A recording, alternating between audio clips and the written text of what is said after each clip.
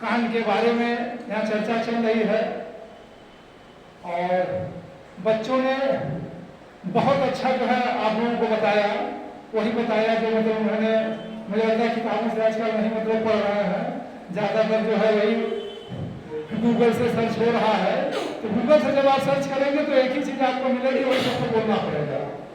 इतिहास को जब हम लोग पढ़ते हैं तो स्वाभाविक है कि हम कहाँ से चलेंगे। जब इस बिल्डिंग के बारे में, जब इस भवन के बारे में जब हम चर्चा करेंगे तो स्वाभाविक है कि पहले इसकी नींव से हम चलेंगे, उसके बाद जो मतलब ऊपर की तरफ जाएंगे। तो हम जो काकोरी कांड था, क्या काकोरी कांड एकाएक घटित होने वाला परिणाम था, घटना थी, या उसके पीछे मतलब की बहुत बड़ी भूमिका रही है। तो जब हम लोग इसको पढ़ते हैं तो देखते हैं कि पहले आप लोग सोचिए कि जब पहली बार मानव पृथ्वी पर आया होगा तो किस रूप में होगा, उसके पास क्या था, उसको क्या जरूरतें थी और किस प्रकार से अपने जरूरतों के लिए वो धीरे धीरे मतलब आगे बढ़ा। तो हम लोग देखते हैं कि जैसे जैसे मानव, आप लोग जाने कि हम लोग जानवर के रूप में ही तो आए थे, तो सोचिए कि उस समय कोई उसकी आवश्यकता नहीं थी।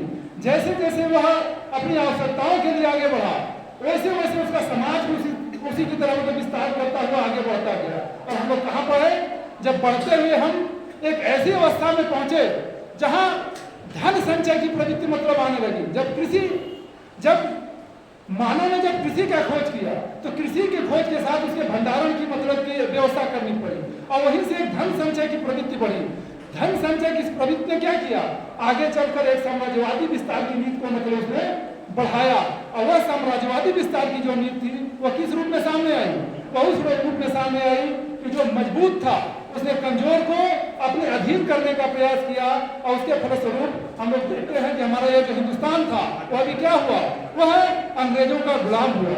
और उस गुलामी की जो पहली मतलब की जो हम अनेक ऐसी चीजें जो है भारत गुलाम हुआ, 57 से पहले अनेक घटनाएं हुई, अनेक विद्रोह हुए जो स्थानीय स्तर पर हुए।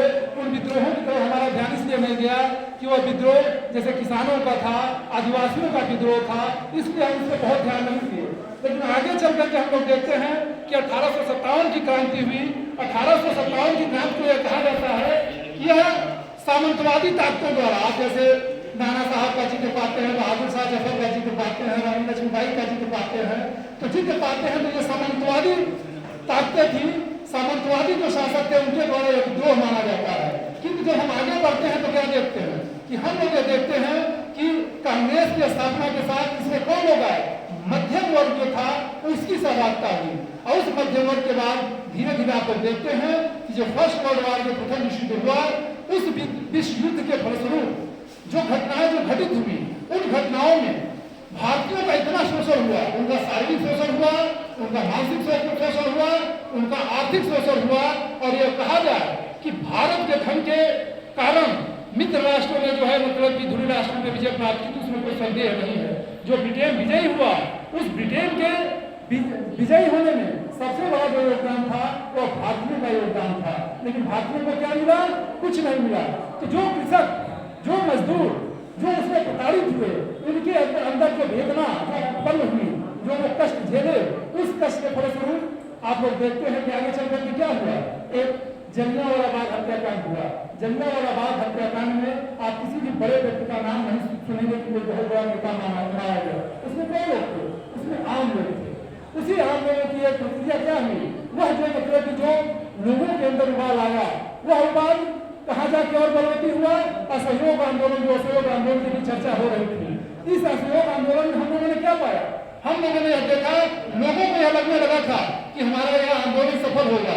लेकिन उसी समय चौरी चौरा की घटना हुई और चौरी चौरा की घटना के फलस्वरूप क्या हुआ, तो आंदोलन खत्म हो गया और गांधी जी ने उसे समाप्त घोषित कर दिया।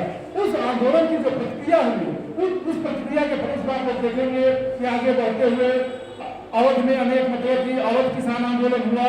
और वही प्रक्रिया जो है, जो बच्चा कह रहा था कि कांग्रेस की स्थापना के साथ उसमें उदारवादी विचारधारा के साथ क्या हुआ, कुछ उग्रवादी सम्मिलित हो गए। यहाँ का बच्चा मतलब की गलत कह रहा था, उग्रवादी नहीं सम्मिलित हो गए। जब राष्ट्रवादियों ने यह देखा, जो राष्ट्रवादी जो तक उसमें थे, जिनके द्वारा इसका गठन किया गया था, जब उन्होंने देखा कि इस प्रकार से मतलब कि उदारवाद की जो प्रक्रिया है, इसके द्वारा हमें तो सफलता नहीं प्राप्त हो रही है, तो उन्हीं में से लोग जो है थोड़ा सा उग्र हुए और उग्र विचारों के द्वारा अपनी मांगों को मनवाने के लिए आगे बढ़े, जिसमें हम लोग लाल बाल पाल का नाम बड़े आदर से मतलब लिया करते हैं। तो यह जो हम लोग काकोरी की बात कर रहे हैं, हम राम प्रसाद बिस्मिल की बात कर रहे हैं।